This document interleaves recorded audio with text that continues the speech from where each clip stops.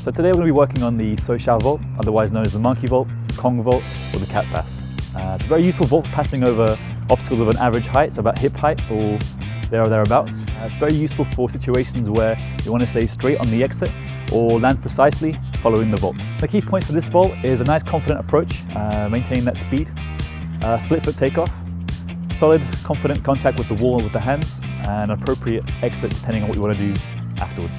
One of the first things we want to look at is the approach. Having a nice confident fast run up and then transferring the speed of that run up into the actual vault itself. And the biggest thing for doing that really is to focus on that split foot takeoff. So rather than taking off with 2 feet together, which will kill the momentum you've brought in from before, having more of a kind of a rolling motion with the feet split that will carry that speed through from before into the vault itself.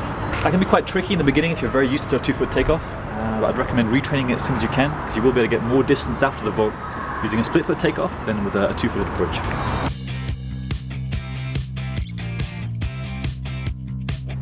So for the actual vault itself, you're looking to use the arms as much as possible to create distance between the wall and your knees and your shins. So those kind of sensitive areas.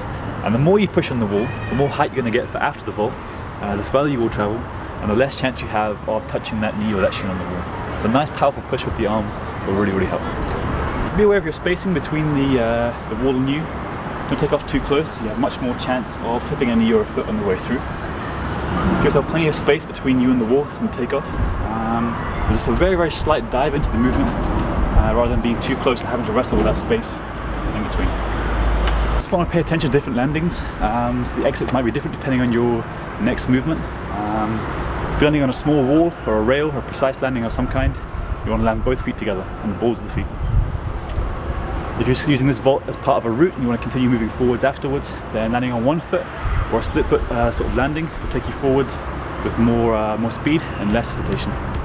One of the biggest problems you might find you have with this vault is actually committing to the movement and having the feet pass through the arms. Just remember that the hands are long gone before the feet get there, so that your feet won't pass through the arms at any point, but the feet will stay straight on. If you are having this problem, I recommend finding a nice thick wall like this one, and just practice having a bit more speed each time and bringing your feet further and further forwards so you can clear the entire obstacle itself. One thing that also might help you is bringing in a bit more speed from that run up. It might seem counterintuitive to actually bring more speed into a movement if you're not confident about it, but the more speed you bring in for this sort of vault, the easier it will be to get that height to get you over the obstacle itself. And also remember to lift your hips as high as you can. Plenty of height with the hips will help with passing over the obstacle. So again, key points for this vault is a nice confident approach, bring a lot of speed in with you, split foot takeoff, nice solid contact with the hands, giving you a bit of height, and an appropriate exit.